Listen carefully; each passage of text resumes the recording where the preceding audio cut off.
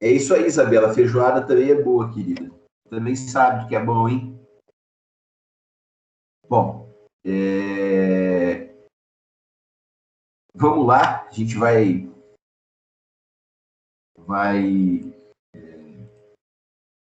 começar aí, então a gente já vai retomar nossa conversa aí. Moçada, eu não consegui ainda, bom dia a todos, eu não consegui ainda corrigir a prova de vocês, mas acho que semana que vem prometo para vocês que a nota já vai estar lá no portal e aí a gente corrige a prova, tá? A gente corrige a prova aí nos nossos encontros. Bom, só para relembrar, né, só para a gente contextualizar, nós estávamos falando com vocês sobre a resposta à acusação. Bom, eu tinha dito para você sobre a resposta, como ela é feita, qual é a estrutura dela, o que é importante alegar na resposta. Mas o que é importante você gravar são duas coisas. Primeiro, que a resposta à acusação, a Fundação Getúlio Vargas adora a resposta à acusação no exame de ordem. Então, para aqueles que eventualmente estão pensando em fazer prática penal, na segunda fase, a resposta à acusação é uma peça que você deve guardar, né? E você deve ter aí um bom material, porque a probabilidade dela cair é muito boa, tá?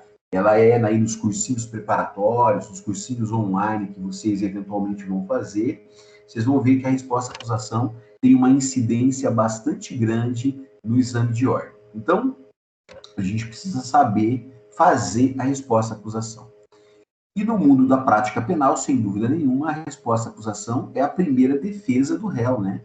É o primeiro momento que o advogado vai falar nos autos. Então, eu já vou dizer para você que, na maioria das vezes, o juiz não vai acatar os argumentos que você apresenta na resposta à acusação. Mas na resposta à acusação é o momento também de você solicitar a produção de prova, né? De você arrolar suas testemunhas de defesa, de você solicitar perícia, de você eventualmente solicitar uma contraprova, de você solicitar a nomeação de um perito, né? Então é um momento onde você vai dizer para o juiz quais são as provas que você pretende produzir durante o andamento do processo para provar a inocência do seu cliente ou para trazer elementos que possam beneficiá-lo de alguma maneira. Bom, então a resposta à acusação ela é bastante importante. Uma outra coisa importante, que na verdade é o segundo assunto que eu preciso te dizer, que a resposta à acusação, na verdade, ela tem duas finalidades, então. A primeira finalidade é tentar buscar ou convencer o juiz que o seu cliente é inocente e que ou ele deve ser absolvido sumariamente ou o processo deve ser extinto por algum tipo de imperfeição, por algum tipo de nulidade, por algum tipo de obstáculo que possa gerar um desenvolvimento válido do processo. Então, eu devo alegar aqui na resposta à acusação como argumento preliminar, né? Como argumento inicial, como argumento preliminar, prescrição, nulidades, né? Eu posso alegar aqui, eu posso fazer em petição em apartada, na exceção, ou eu posso alegar aqui dentro da resposta, suspeição, impedimento, coisa julgada, exceção de incompetência, né? Litispendência, né? Tudo isso aqui vai ser alegado, ou deve ser alegado na minha resposta. Inépcia da inicial, né? É muito comum o advogado trabalhar aqui, especialmente nesses processos famosos que a gente vê, o advogado alega a inépcia da denúncia, né? É aqui que você deve alegar. Falta de justa causa para pretensão penal, e, consequentemente, todas as teses absolutórias, né? Tudo que você tiver para absolver o réu. Né? Então, uma tese absolutória muito utilizada é o fato que o fato é atípico, né? Que existe uma excludente de ilicitude, que existe algo que afasta a culpabilidade do agente, que tem uma causa extintiva da punibilidade, lá do artigo 107, perdão, abolício crimes, né? Ou, eventualmente, não há provas para condenação, culpa exclusiva da vítima, né?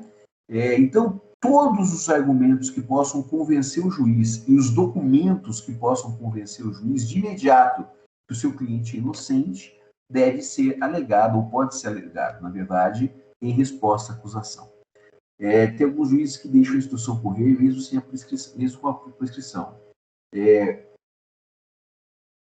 Na verdade, Juan, se você tiver certeza que a prescrição é iminente, inclusive tem o que nós chamamos de prescrição antecipada, né? Que você já percebe que ao fim do processo está prescrito o processo. Hoje é pacífico na doutrina, na jurisprudência, no próprio Ministério Público, que deve se reconhecer de imediata a prescrição. E no caso nosso, meu querido, se o processo está prescrito, né, a prescrição antecipada aí, você pode impetrar um habeas corpus pedindo o trancamento do processo, já que está evidenciada uma causa extintiva da punibilidade. Então, eu deixei para vocês, acho que lá no Moodle, um materialzinho sobre resposta à acusação, quais são os argumentos importantes aí. Bom, mas eu preciso, então, lembrá-los, né, que você tem lá, geralmente, matéria preliminar e matéria de mérito, tá? Então, a gente alega aí na parte do direito, o meu direito eu divido em 2.1 preliminares, 2.2 matéria de mérito. No âmbito da preliminar, como eu falei para você, tudo aquilo que indiretamente ataca o andamento do processo. Então, prescrição, nulidade, indispendência, coisa julgada, suspeição, incompetência territorial, incompetência de maneira geral do juízo, né? Tudo isso, você não está discutindo se o seu cliente é inocente ou culpado. Você está discutindo que existe algo que compromete o andamento do processo. E no mérito, tudo aquilo que possa gerar a absolvição. Fato atípico, excludentes de ilicitude, excludentes de culpabilidade, causa extintiva da punibilidade, culpa exclusiva da vítima, crime impossível, né? Tudo aquilo, todas aquelas teses que a gente pode alegar como argumentos que possam gerar a absolvição do meu cliente. Bom, e é lógico, lembrando que ainda na resposta é o momento onde você também deve trazer a discussão sobre as provas que você vai produzir, em especial o seu rol de testemunhas de defesa, né? Lembrando que os ritos, né, rito ordinário 8, rito sumário 5, eventualmente no sumaríssimo 3 ou 5, né? Mas a gente deve arrolar aqui para os fatos, ou para cada fato, para cada delito, para cada fato, um rol de testemunhas de defesa que possam trazer argumentos aí. Bom, então você já tem uma noção de como a resposta à acusação ela funciona, de como ela se desenvolve.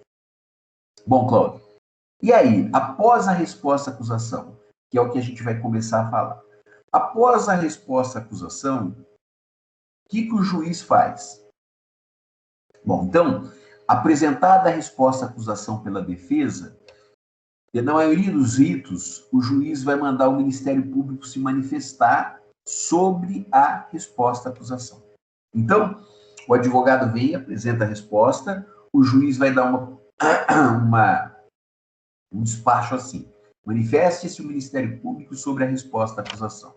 Aí o Ministério Público vai analisar lá os argumentos que o advogado trouxe e também as provas que eventualmente foram juntadas, né? Na maioria das vezes, o promotor fala que não é não é caso de absolvição sumária, os argumentos trazidos na resposta à acusação dependerão, né, de prova também realizada em audiência, né, que prematuramente não se deve gerar, os argumentos não devem gerar absolvição sumária do réu. E aí o Ministério Público se manifestando vai concluso para o juiz, para que o juiz verifique os argumentos do advogado, né, e, eventualmente, a manifestação do Ministério Público. E aí que vem a questão. Na grande maioria dos casos, né, na quase totalidade dos casos, o juiz não vai absolver sumariamente. O juiz vai, por hora, afastar os argumentos e vai determinar a realização da chamada fase instrutória, né? Da fase de colheita de prova oral, né? Vai ouvir a vítima, vai ouvir as testemunhas de acusação, as testemunhas de defesa, né? Vai realizar reconhecimento de pessoas, vai interrogar o réu, né? Então, na maioria das vezes, o juiz, nessa decisão, ele vai, muitas vezes, ratificar o recebimento da denúncia, vai ratificar, né, concordar com o recebimento da denúncia e vai trazer a discussão que não é o momento ainda para absolvição sumária e vai determinar momento próprio para a realização da audiência. Bom, aí que vem uma questão interessante, né? Então, muitas vezes, a maioria dos advogados, eles deixam os seus argumentos defensivos, né, as teses defensivas, para serem alegadas lá no final do processo, na fase que a gente chama de memoriais. Então, muitas vezes, a gente, quando faz estágio, quando está aí no Ministério Público, na Defensoria Pública ou no escritório de um advogado, você vai perceber, às vezes, que o advogado faz uma resposta à acusação bem curta, né? Bem xixelenta, às vezes, né? 2 folhinhas, né? Ele mais arrola as testemunhas de defesa e faz uma defesa bem ruim. Quem está ligado nas coisas vai perceber que essa resposta à acusação ela é muito diferente daquela contestação da área civil, da área trabalhista, né? Ela não tem a mesma força, a mesma pegada, né? Você vai falar, nossa senhora, lá na contestação na prática civil, na prática trabalhista, o advogado, pelo princípio da eventualidade, deve trazer todos os argumentos. E aqui, na primeira oportunidade que o réu tem para falar nos autos, ele vem e apresenta uma defesa super deficiente como essa. O porquê disso? Já vou responder a tua pergunta aí, Juan. Na verdade, a defesa efetiva do réu, né, o momento que o advogado vai apresentar todos os argumentos defensivos, muitas vezes é lá nos memoriais. Então, a nossa contestação aqui em prática penal, presta atenção no que eu vou falar. A nossa contestação aqui no mundo da prática penal é no fim, é lá na peça que a gente chama de memoriais. Também é conhecido como alegações finais. É lá que a gente vai trazer os nossos argumentos. Ali na Justiça Federal, o MPF sempre pede para não intimá-lo para se manifestar a respeito da resposta à acusação, pautado numa jurisprudência que diz que tecnicamente incorreta pode ser gerada nulidade. Eu, francamente, Juan, não vejo problema nisso aí. Na verdade, o MPF não quer mais, como ele já sabe que vai acontecer, né, querido? Ele já sabe que o juiz não vai absolver sumariamente o réu, ele manda o processo seguir. Só que tem um problema aqui, né? Qual que é o problema, Juan? E se o juiz estiver convicto, querido, que ele vai absolver o réu de cara, aí o MPF não se manifesta. O MPF se manifesta para não ser intimado. Eu, se fosse juiz, né, se tivesse essa condição de juiz, se eu tivesse uma dúvida para que poderia absolver o réu, eu mandaria o Ministério Público, indeferir o pedido do Ministério Público e mandaria o Ministério Público Federal se manifestar sim, até para não gerar nulidade, né? Até para não gerar comprometimento da minha decisão, né? Já que o nosso processo é contraditório, ele exige um contraditório efetivo, né? Hoje, inclusive, está aí no Código de Processo Penal, lá no capítulo da legislação que modificou aí o pacote de crime, né? Lá no capítulo das prisões, lá fala em contraditório efetivo, fala em fundamentação extremamente bem feita. Então, para que o juiz não tenha também problemas, no meu posicionamento, acho que seria interessante, se fosse o caso de absolvição sumária, o Ministério Público se manifestar. Isso aí, Guilherme, pelo menos ciência do MPF, né? Se o MPF acha que não deve se manifestar, é problema dele, né? Ele tem o livre opinião, ele é parte, ele pode suportar esse ônus. É isso aí, Guilherme. Mas acredito que a intimação ou a ciência do MPF é necessária, tá? Eu também acho curioso, né? Nos outros processos que eu conheço, na maioria dos casos, o juiz manda, sim, o MP se manifestar. É como se fosse a réplica, lembra na prática civil? Como é que funciona na prática civil?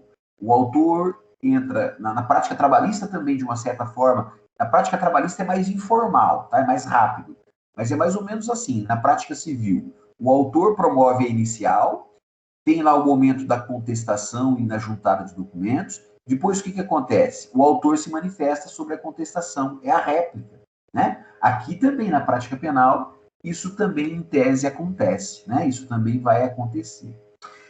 Bom, e aí o Ministério Público se manifestando sobre a resposta à acusação, o processo vai concluso para o juiz, e aí o juiz tem dois caminhos. Ou ele absolve sumariamente o réu, reconhece uma nulidade, extingue o processo, julga antecipadamente o feito e morre o processo por ali, que pouquíssimas vezes eu vi isso acontecer, ou o juiz, na maioria dos casos, rejeita, por hora, os argumentos trazidos com a resposta e intima as partes para a realização da audiência de instrução. Bom, então, isso, na verdade, é a partir daí que a gente retoma o nosso último bimestre desse ano, né? A audiência de instrução, né? Eu vou colocar assim, ó, um caráter didático: debates e, se possível, julgamento, tá? Então, é a partir daí que a gente vai começar o nosso bate-papo aí do nosso 4º ano de prática penal. Então, o juiz aí intimando as partes, acusação e defesa, para a realização desse ato importante, né? Chamado de audiência de instrução, debates e, se possível, julgamento. Bom, na verdade, seria mais interessante dizer assim: audiência de instrução, se possível, né? O mais correto seria assim, ó. Para quem faz estágio vai entender o que eu estou falando. Audiência de instrução, se possível, debates e, se possível, julgamento. Por que audiência de instrução, se possível, debates e, se possível, julgamento? Porque essa defesa, essa contestação na parte criminal, ela geralmente não, pela lei, ela pode ser feita oralmente. Então, moçada, vocês que estão aí quase aí chegando ao fim do curso, né? Já passaram mais da metade, o 4º ano está por um tris. É bom que você saiba que a defesa mais importante do processo penal pode ser que você tenha que realizá-la oralmente em audiência. Então, eu falo isso sempre, né? Há alguns anos eu venho falando isso, que você, na parte criminal, você deve se preparar para essa audiência no sentido já de levar essa defesa no seu notebook, no seu celular, né?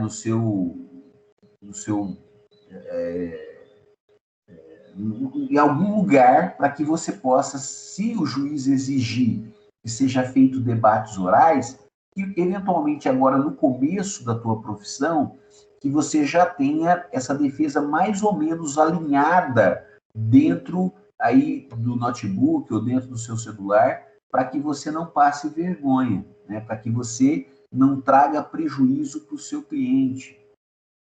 Cláudio, como é que eu vou saber se o juiz vai exigir isso aí de mim? Depende, né? Por exemplo, a gente já antecipadamente a gente já sabe.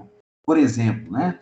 O doutor Luciano, ele gosta de fazer os debates orais, mesmo em processos complexos. Então, eu tenho que ir preparado para a audiência do doutor Luciano. O doutor Tiago, ele também faz debates orais. O doutor Arnaldo, já fiz debates orais com ele.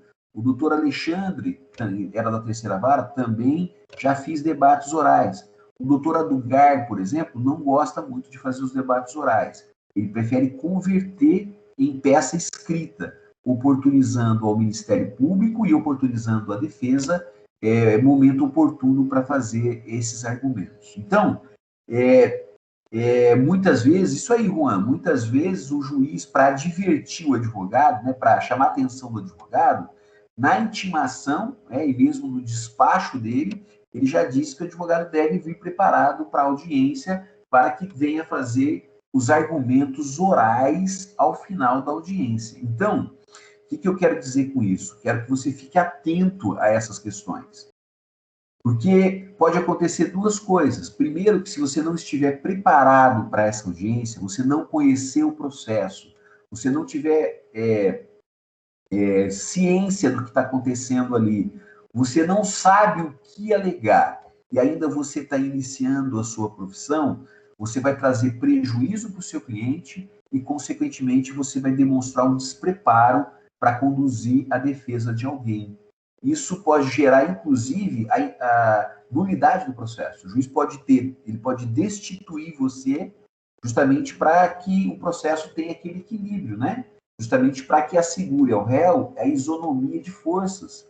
É algo muito, muito ruim para o início da profissão, o juiz destituir você da condição de advogado e nomear outro, ou dar oportunidade ao réu de contratar outro advogado para promover a igualdade processual. Então, eu, como dou aula de prática penal, né, gosto sempre de destacar isso para os meus alunos, que eu não gostaria que acontecesse isso com alunos que passaram por mim, porque isso além de ser muito chato, pega muito mal no fórum, né? O fórum é um lugar onde todo mundo conversa, e aí vão falar de você. Falou, tá ali o advogado, a advogada louca, que abandonou o processo, começou a chorar em audiência, né? Deu escândalo. Então é um lugar, uma situação ruim.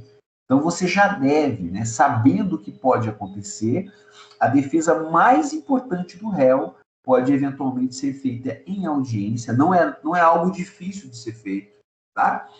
É algo que você deve, pelo menos, conhecer o processo, né? Eu, há alguns anos, fui fazer uma audiência em Santo Anastácio. Acho que foi Santo Anastácio. Não, Presidente Bernardes. E eu já sabia lá que o juiz de lá ele fazia debates orais para tudo e dava sentença também em audiência. E o que eu fiz? Né? Era um processo extremamente complexo, tinha um monte de problemas durante o processo. Eu levei a defesa pronta num pendrive. Né? Na época ainda não era um processo, acho que já era processo eletrônico, Mas levei lá, não me lembro se era eletrônico, mas eu sei que levei a defesa em pendrive. Né? E aí, no pendrive, na hora que o juiz concluiu o interrogatório do meu cliente, o Ministério Público se manifestou, né? E aí eu também, né, pedi que fosse plugado a minha defesa e que fosse transportada para o processo os meus argumentos finais. Às vezes, moçada, como fica gravado a fala do advogado, o juiz exige que se faça oralmente, e aí, se você levou num pendrive, peça para usar o computador ali do juiz ou do promotor para você poder usar aí a tua defesa. Mas é sempre bom você já levar o seu notebook para que, eventualmente, você já leve a defesa mais importante, já alinhada, já estruturada, para que, se possível, né, ou se necessário, você possa consultá-la no momento de fazer a defesa oral do seu cliente. Eu até destaco aqui para vocês que naquelas audiências, é lógico que a gente não está fazendo, né, em razão da pandemia, mas daquelas audiências que vocês têm que assistir, deem prioridade àquela audiência que vai ter a sustentação oral. Você vai perceber que é bastante deficiente, né? Os advogados sofrem quando tem que fazer sustentação oral no âmbito da prática penal, no âmbito dos processos penais. Vocês vão ter bastante críticas aí em relação a alguns advogados. Em compensação, vocês vão ver também que tem advogados que se saem muito bem nesse momento de sustentação oral, de debates orais, onde deve ser apresentado oralmente em audiência até os argumentos mais importantes do réu. Bom, mas isso ainda a gente vai voltar a falar. Antes de chegar nessa parte, né, então a gente vai falar um pouquinho dessa audiência de instrução, dessa audiência, dessa colheita da prova oral. Bom, moçada, só para a gente também situá-los no tempo e no espaço, antigamente, antes aí de 2008, antes de 2010, né, das mudanças que ocorreram no rito, né? Como é que eram essas audiências? Olha que interessante, né? Há alguns anos atrás, há uns 10, 11 anos atrás, acho que mais, né? 2008, né? Mais de 10 anos atrás, primeiro tinha uma audiência para interrogar o réu. Depois tinha uma audiência para ouvir testemunhas de acusação. E depois tinha uma audiência, geralmente, para ouvir testemunhas de defesa. Não que necessariamente era sempre assim, mas o processo penal se delongava por anos só para realizar esse momento do processo, que é o momento das audiências. Então, uma audiência para interrogar, uma audiência para ouvir testemunhas de acusação e outra para ouvir testemunhas de defesa. Você imagina como a pauta, né, a pauta do juízo, a agenda do juiz já é lotada. Você imagina marcando 2, 3 audiências para cada processo? Significava, né, isso significava décadas de andamento processual e, consequentemente, isso valorizava a impunidade e, em muitos casos, ocorria o quê? A prescrição. Os processos aí, eu tinha processos que demoravam 7, 6, 8, 10 anos aí, uma vida para terminar, né? E, em alguns casos, ocorria muito mais a prescrição. Essa mudança legislativa que acontece aí no início dos anos 2000, isso muda radicalmente o funcionamento das coisas. Essa audiência de instrução hoje, né, eu até quero que você olhe depois no Código de Processo Penal, ela está lá no artigo 400 do Código de Processo Penal seu, né? E você vai ver que nessa audiência do artigo 400 é feito quase tudo nessa audiência. Né? Nessa audiência se realiza tudo, né? Ouve as testemunhas do Ministério Público, serão ouvidas as testemunhas de defesa, o réu faz reconhecimento de pessoas e coisas, há cariações, houve peritos, né?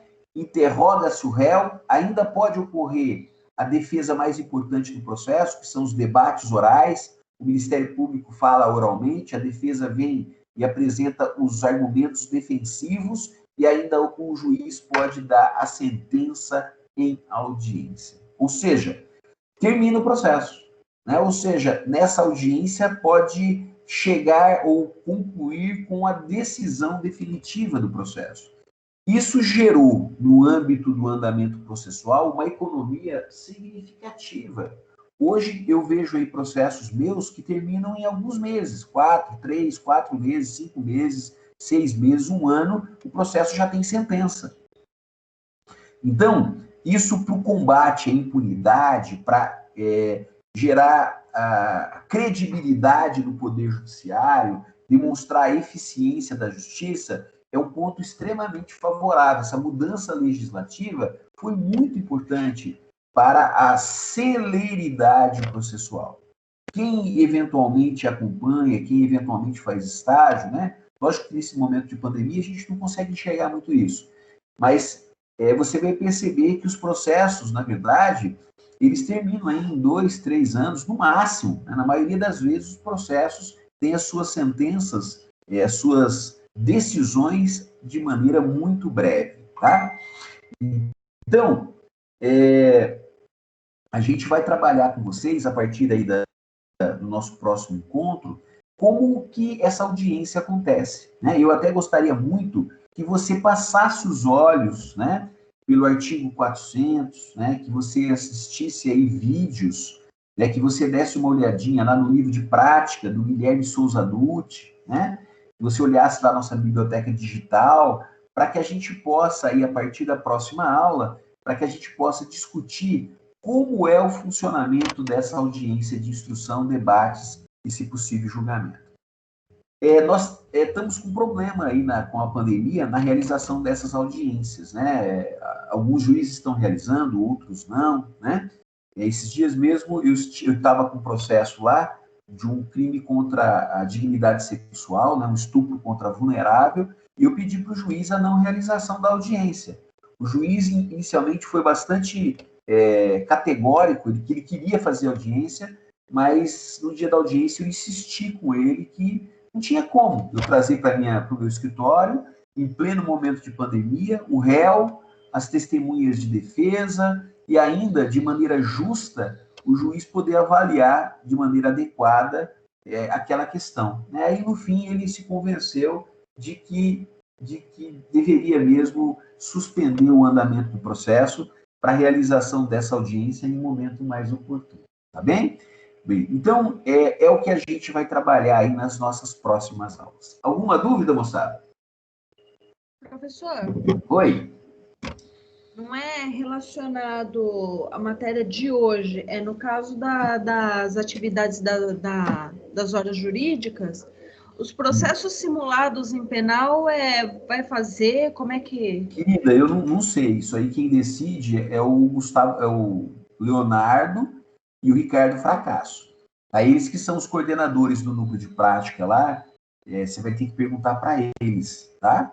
Porque a minha função aqui é dar a aula, né? As atividades lá, contagem de pontos, juntada de peças, essas atividades, você vai ter que falar com o Ricardo, tá bom? Fico devendo para você. O Juan disse que vai ficar para o ano que vem, porque realmente não dá para fazer assim, né? Eu não sei o que eles decidiram. Isso aí, na verdade, é a direção, né? É o professor Gerson, o professor Fernando Sá, o professor Ricardo Fracasso e o professor Leonardo, que vão te orientar nesse sentido aí, tá? Tá, obrigada. É que chega nessa época do ano, a gente começa a contar, ver o que está faltando, ver o que precisa lançar, a gente começa a ficar nervoso. Eu imagino, mas infelizmente eu fico te devendo, porque o que eu for falar para você aqui pode ser que não seja o que eles decidiram, tá bom? Não, mas o Juan está dizendo que o Fracasso determinou que vai ser para o ano que vem, que vai acumular com as atividades do ano que vem. Manda uma mensagem para ele, né, para você ficar mais tranquila, manda um e-mail para o Fernando Sá, uma pergunta para o Sá, para o Fracasso, para você também ficar mais tranquilo, tá bom? Joia, moçada? Tá bom, obrigada. Tudo bem, então? Dúvidas? Mais dúvidas? Tranquilo, professor. Beleza. Então, na aula que vem, a gente vai falar um pouquinho sobre o artigo, vou corrigir a prova com vocês, e a gente vai falar sobre o artigo 400 do Código de Processo Penal. Beijão, bom final de semana para vocês. Fiquem com Deus, tá bom? Obrigado, igualmente. Grande abraço, professor. Abraço. Tchau, Thomas. Tchau. Tchau. Bom final de semana.